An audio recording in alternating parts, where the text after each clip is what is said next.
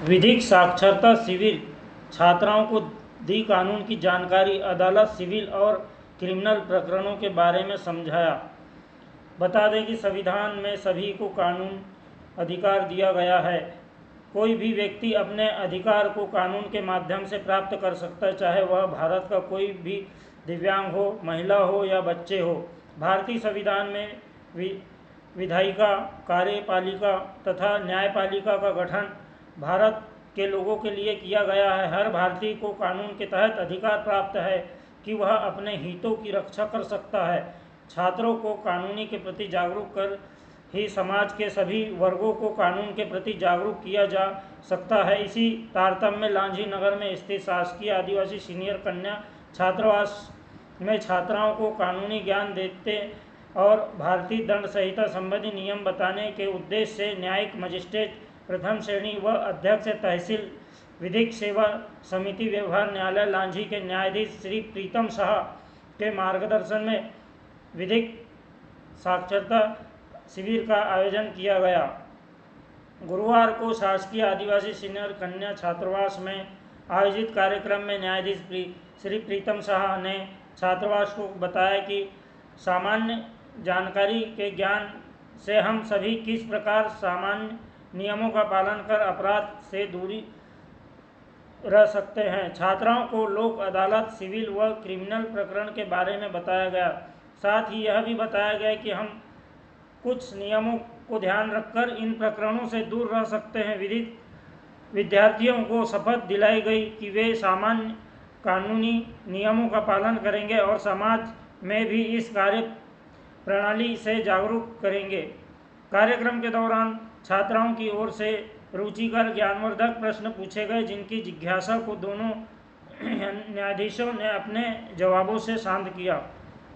बाल यौन अपराध संरक्षण अधिनियम भी छात्राओं को दी जानकारी।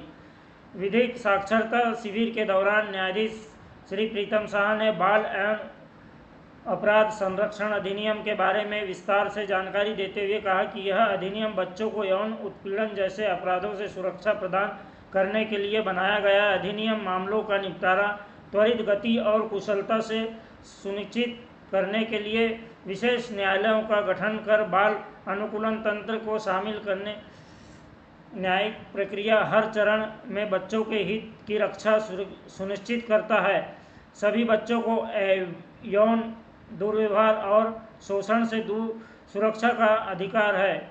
इस अधिनियम की सबसे बड़ी बात यह है कि इसमें बाल के अंतर्गत लड़के लड़कियों दोनों को शामिल किया गया है। विद्यार्थियों को सोशल मीडिया का उपयोग करने बचना चाहिए, क्योंकि बच्चे ऑनलाइन यौन शोषण का आसानी से शिकार होते जाते हैं।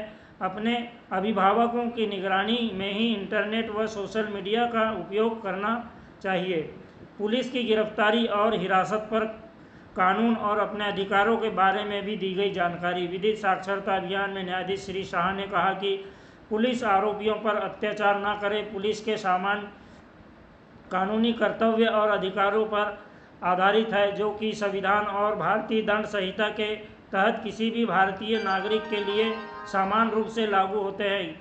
गिरफ्तार किए गए व्यक्ति के पास कुछ अधिकार होते हैं और पुलिस को उनका सम्मान करना होता है।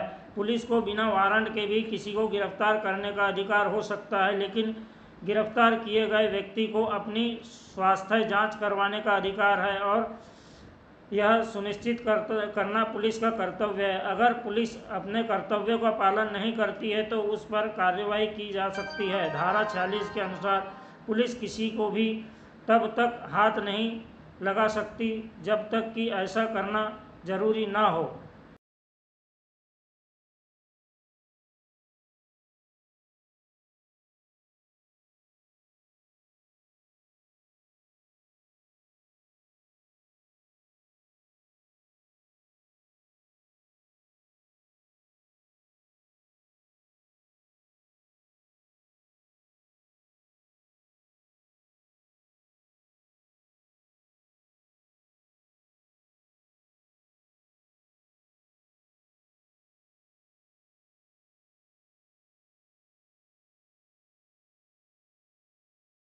अगर मान लीजिए कोई 18 साल से कम की बच्ची है या लड़का है, उसने कोई अपराध कर दिया तो उसके लिए क्या कोई कानून है हमारे देश में? बताइए कोई क्या है, किसी को पता है? बताइए कोई भी कुछ भी पता चल रहा हो, याद आ रहा हो कुछ ऐसा नाम है ना। हिंदी में इसको बोलते हैं किशोर न्याय बालकों की देखरेख और संरक्षण अधिनियम 2015। ये कानून 2002 में बनाया गया था।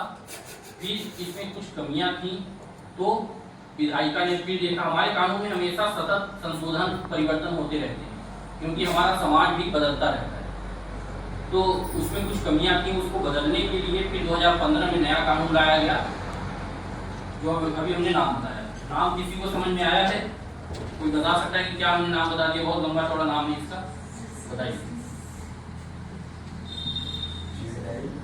जुवेनाइल जस्टिस एक्ट है। इंग्लिश में बोलिए, बहुत अच्छा है। अगर हिंदी में बोल पा रहे हो तो हिंदी थोड़ा और कठिन है। हम लोग को लगता है ना कि हम लोग हिंदी भाषी हैं, हम लोग हिंदी भाषी देश में रह रहे हैं, तो इंग्लिश को आप बोल देंगे जुवेनाइल जस्टिस एक्ट, और हिंदी क्या है? किशोर न्याय बालकों। आप लोग दोहराइए, किशोर न्याय बालकों के देखरेख और संरक्षण अधिनियम 2015। ये आप लोगों के लिए कानून बनाया गया है। आप लोग 18 साल से कम के हैं अभी, तो आप लोग के लिए कानून है। अब बताइए, अब इसमें देखिए इस कानून के अंतर्गत क्या है। जैसे कोई बच्चा है, उसकी उम्र 17 साल और 4 महीने कुछ दिन है ना। उसने कोई अपराध कर दिया, चोरी कर दिया, डकैती डाल दिया, मर्डर कर दिया। बच्चे भी आजकल बालिकाओं के साथ गलत काम करने से परहेज नहीं कर रहे हैं।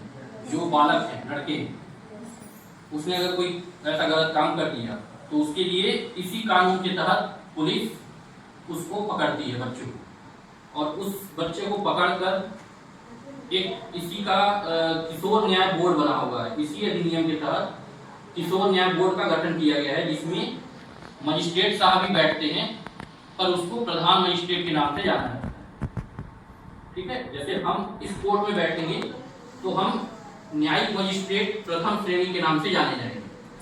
लेकिन यदि कोई मजिस्ट्रेट उस किशोर न्याय बोर्ड में बैठ के काम कर रहे हैं तो वो प्रधान मजिस्ट्रेट के नाम से जाने जाएंगे। उसमें 2 सदस्य होते हैं जो सामाजिक कार्यकर्ता होते हैं, है ना। उनका इंटरव्यू होता है, चयन की प्रक्रिया होती है, जो माननीय उच्च न्यायालय द्वारा उनको नियुक्त किया जाता है। तो वो 3 लोग बैठ के किशोर न्याय बोर्ड में, हम लोग उस बोर्ड में बैठ के कोई भी ऐसे अपराध जो छोटे बच्चों द्वारा किया जाता है, 18 साल से कम के बच्चों द्वारा, बालिकाओं द्वारा किया जाता है, तो उनके लिए फिर वो कोर्ट, एक बोर्ड में इसी तरह नीचे टेबल होती है। कोई कोर्ट का आप लोग देखें संरचना कैसी होती है कोर्ट की। ऊपर बैठते हैं, कटघरा होता है ना। कटघरे में आरोपी आता है, उसको वहां खड़ा किया जाता है। पर किशोर न्याय बोर्ड में ऐसा कोई भी कटघरा और ये कुछ भी नहीं होता, क्योंकि वो बच्चा छोटा होता है। ऐसा कानून मानती है कि वो बच्चे 18 साल से कम के हैं, उनके मन में ऐसा भाव नहीं आना चाहिए कि हम किसी कोर्ट में खड़े हैं। और पुलिस वाले भी जब उनको नमस्कार, मैं प्रीतम शाह, यहाँ न्यायिक मजिस्ट्रेट प्रथम श्रेणी के पद पर न्यायालय लांजी में पदस्थ हूँ। आज मैं यहाँ शासकीय कन्या छात्रावास में उपस्थित हुआ हूँ। कुछ विधिक साक्षरता आयोजित किया गया है, जिसके संबंध में बच्चियों को, बालिकाओं को पॉक्सो एक्ट, किशोर न्याय अधिनियम, सामान्यतः कानून, अपराध, विधायिका, कार्यपालिका और न्यायपालिका के कार्य तथा इनके बीच में कार्यों को लेकर कुछ जो संवैधानिक विवाद उत्पन्न होते हैं, उसके बारे में छात्राओं को विधिक साक्षरता प्रदान किया गया है। क्या क्या जानकारी दी गई सर उसमें? बच्चों को क्या क्या बताया गया? किशोर बच्चियों को खास तौर से किशोर न्याय अधिनियम के संबंध में जो 18 साल से कम की बालक और बालिकाएं हैं, उनके द्वारा अगर कोई गलती से आवेश में आके कोई अपराध कर दिया जाता है तो उनको उनके किए जाने वाले अपराध तथा वे अपराध कहाँ पेश होते हैं, इसके बारे में जानकारी दी गई। किशोर न्याय बोर्ड की संरचना के बारे में बताया गया, जिसमें प्रधान मजिस्ट्रेट और 2 सदस्यगण की नियुक्ति होती है, इसके बारे में जानकारी दी गई। भारतीय न्याय संहिता और भारतीय दंड संहिता, इस 2 कानून के संबंध में जानकारी दी गई। मोटर यान अधिनियम के संबंध में एक सामान्य जानकारी प्रदान की गई। सर बिल्कुल, अगर पुलिस किसी व्यक्ति को गिरफ्तार करती है तो कानून ये है कि उसे 24 घंटे के अंदर निकटतम मजिस्ट्रेट की कोर्ट में उसे पेश करना होगा। जब हमारे सामने वो अभियुक्त या आरोपी आता है तो हम उसे सबसे पहले यही पूछते हैं कि क्या आपके साथ कोई मारपीट या कोई दुर्व्यवहार तो नहीं किया गया है। तो उसके द्वारा, अगर आरोपी के द्वारा यह बताया जाता है, कोर्ट के समक्ष ये बताया जाता है कि नहीं साहब, हमें तो उसने बहुत मारा है। और कई बार कुछ आरोपी ऐसे होते हैं जो अपने कपड़े उतार कर भी दिखाते हैं कि देखिए साहब, पीठ पे हमारे चोट के निशान हैं। उसके सबसे पहले उसका ये नियम है कि मेडिकल परीक्षण कराया जाएगा, और कोर्ट से जाने के बाद जब हम उसे कोर्ट में पेश होता है और जेल भेजते हैं तो मेडिकल परीक्षण के लिए लिखते हैं। तो पुलिस जब कोर्ट में लाती है तो मेडिकल परीक्षण करा के लाती है, जिससे ये सुनिश्चित होता है कि उसके साथ कोई मारपीट नहीं की गई है। और अगर मारपीट की गई होती है तो चिकित्सक द्वारा उसमें अपने मेडिकल रिपोर्ट में ये लिखा जाता है कि इनके शरीर पे कहाँ कहाँ कैसी चोटें हैं। उन चोटों को भी देख के हम ये समझते हैं कि इस अभियुक्त के साथ पुलिस द्वारा कोई मारपीट की गई है या नहीं की गई है। अगर की गई है सर तो पुलिस पे क्या की गई है तो पुलिस के विरुद्ध उसमें पुलिस अधिनियम है, उसके खिलाफ उनके लिखा जाता है, उनसे स्पष्टीकरण लिया जाता है, उनके वरिष्ठ अधिकारियों को लिखा जाता है, और अगर पाया जाता है तो उनके खिलाफ अनुशासनात्मक कार्रवाई की जाती है, और हो सकता है कि उन्हें उनके पद से भी हटाया जा सके। मैं पुलिस विभाग को यही संदेश देना चाहूँगा कि आप अपराध हो रहा है, अपराध के संबंध में आरोपी को के संबंध में विवेचना करें, उन्हें गिरफ्तार करें, पर गिरफ्तारी के बाद भी ऐसे दुर्व्यवहार या मारपीट जैसी कोई घटनाएं न करें, इससे बचें। अगर ये है तो ये माननीय सर्वोच्च न्यायालय के न्याय दृष्टांतों का भी सीधा उल्लंघन है, जिसमें आपके खिलाफ भी उचित कार्रवाई की जा सकती है। Thank you.